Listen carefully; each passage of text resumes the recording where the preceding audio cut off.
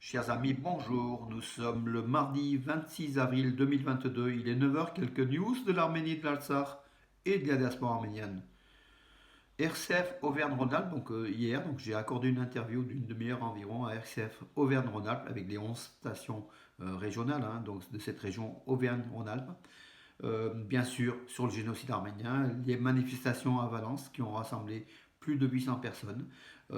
Également donc sur l'Artsakh, sur l'attitude de la Turquie négationniste, sur la guerre de l'Artsakh, donc l'attaque turco-azérie, sur l'Arménie, sur l'installation des Arméniens à Valence et en France. De nombreux points ont été évoqués lors de cette interview pour faire connaître davantage un petit peu notre peuple, notre combat, et puis voilà, et le génocide aussi, qui reste aujourd'hui impuni. Ce génocide, donc vous pouvez trouver donc l'audio en fait, cet enregistrement, vous pouvez trouver sur ma page Facebook, là donc plus loin, également sur Nouvelles d'Arménie, Arménews, et sur plusieurs groupes. Donc génocide toujours, donc en fait après donc la réaffirmation de Joe Biden de la reconnaissance du génocide arménien, le président turc Recep Tayyip Erdogan a critiqué donc hier lundi 25 avril euh, cette réaffirmation de Joe Biden du génocide arménien. Et en plus, il a appelé Biden, en fait, voilà, donc le Erdogan, le donneur de leçons, il a appelé Biden à apprendre l'histoire concernant les Arméniens. Voilà, donc la Turquie renvoie à donc les gens ignorent en fait l'histoire. Il n'y a que la Turquie qui connaît l'histoire et qui veut cacher son assassinat de 2 millions d'Arméniens. Voilà, donc Erdogan, ça ne plaît pas à Erdogan, le fait que Biden reconnaisse une nouvelle fois donc, le génocide arménien. Voilà, donc la Turquie donneuse de leçons, négationniste, donc continue dans son œuvre, comment dire, solitaire, de ne pas reconnaître le génocide et d'avoir toutes les, comment dirais-je, d'avoir recours à tout, aux mensonges et à tout, pour ne pas reconnaître et puis pour donner des leçons à d'autres. Voilà, et le partenaire de l'OTAN, Joe Biden, le partenaire de la Turquie, est aujourd'hui accusé par la Turquie de ne pas assez connaître l'histoire et d'avoir reconnu le génocide. Oui, Pachinian, en rencontrant Alaïk Haroutunian, a voulu lever comment les tensions entre Stepanakert et Yerevan, et surtout les doutes, les craintes que l'Arménie lâche l'Artsakh sous l'autel des rapports arméno-azéris, en fait, un pacte de paix qui va être signé sous peu. Le Haut-Karabakh craignait que l'Arménie lâche la demande de l'indépendance de l'Artsakh en reconnaissant l'intégrité territoriale de l'Azerbaïdjan, ce qui compliquerait singulièrement le sort des 120, 120 130 000 Arméniens de l'Artsakh. Voilà. Donc Yerevan veut aussi rassurer Stepanakert à ce niveau-là. Entre-temps, Ararat Mirzoyan, donc le ministre arménien des Affaires étrangères, a affirmé que tout était prêt pour que l'Arménie et l'Azerbaïdjan puissent commencer donc les négociations sur les démarcations compliquées démarcation des frontières entre l'Arménie et l'Azerbaïdjan, donc qui vont commencer, voilà, afin qu'il n'y ait pas de, comment dirais-je, de violence aux frontières arméno-azéries. Voilà. Encore une fois, l'armée arménienne donc, a arrêté comment dire, un officier qui fournissait des renseignements très très très stratégiques aux ennemis turco-azéris, donc voilà les ennemis, voilà.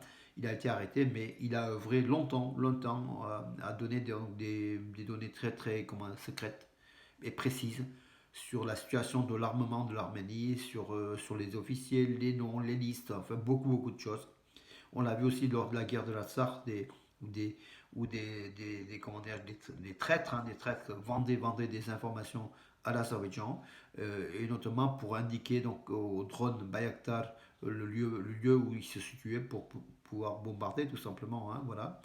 Euh, on a aussi des traîtres bien sûr qui ont été donc au sein de l'armée arménienne qui ont fort heureusement été arrêtés. Peut-être qu'il y en a d'autres encore qui courent, mais en tout cas, voilà, donc ne voyons pas toujours l'ennemi à l'extérieur, il peut être des fois caché, et ça c'est aussi, ça arrive à tous les peuples, on ne fait pas exception les Arméniens. Nicole Pachinian a félicité Emmanuel Macron pour sa réélection. Également le président arménien a félicité donc le président français donc pour sa réélection. En Alsace, les travaux donc d'aménagement et d'amélioration de la route donc Stepanakert-Goris, hein, pratiquement donc cette route nationale, euh, le cordon ombilical hein, du sud du sud le seul d'ailleurs, parce que la route du nord est déjà occupée par Kelbachar, par l'Azerbaïdjan. Cette route était, comment dirais-je, il y a des travaux d'amélioration, de réfection de l'asphalte et de nombreux aménagements. Voilà donc les choses comme elles sont. Osman Kavala, donc le défenseur des droits de l'homme, d'intellectuel turc mécène pro-arménien, pro-génocide, qui était détenu en prison pour complot contre Erdogan. Hein, donc donc le tribunal l'a condamné à la prison à vie, perpétuité, donc pour quelqu'un qui n'a pratiquement rien fait. On lui a fabriqué donc bien sûr des éléments de toutes pièces, hein, donc voilà, et pour l'accuser, pour le garder en prison puisqu'il gêne Erdogan, tout simplement. Voilà. Écoutez mes amis, encore une fois, donc l'information, oui, donc le député donc, de l'opposition, donc un député de l'opposition turque, donc euh, Omer Farouk, qui se déclare en faveur de la reconnaissance du génocide arménien donc, au Parlement hein, donc, turc. Il a comment dirais-je, il est du parti donc d'opposition pro-turc, hein, donc pro-kurde, pardon, le parti démocratique du peuple. Euh, il a quelques soucis aussi avec Erdogan. Donc tous ceux qui évoquent le génocide ou qui essayent comment dire, de reconnaître en Turquie donc le génocide ont affaire avec cette dictature, dictature d'Erdogan. Voilà, donc, mais ils sont courageux. Il y a quand même quelques voix qui se lèvent. On a vu Galo Paylan, dont la requête pour la reconnaissance par la Turquie du génocide arménien a bien sûr, naturellement, hein, parce qu'on s'attendait, a été rejeté par le Parlement. Voilà, et on se demande s'il n'y aura même pas des actions contre Galo Paylan également. Hein. Voilà. En tout cas, il a du courage. Donc, le député arménien donc, du Parlement de Turquie, il a le courage de dénoncer, de parler de génocide, en tout cas, au péril de sa vie, bien sûr. Voilà. Écoutez, mes amis, donc j'en ai terminé pour aujourd'hui. Je vous donne rendez-vous à demain. Bonne journée.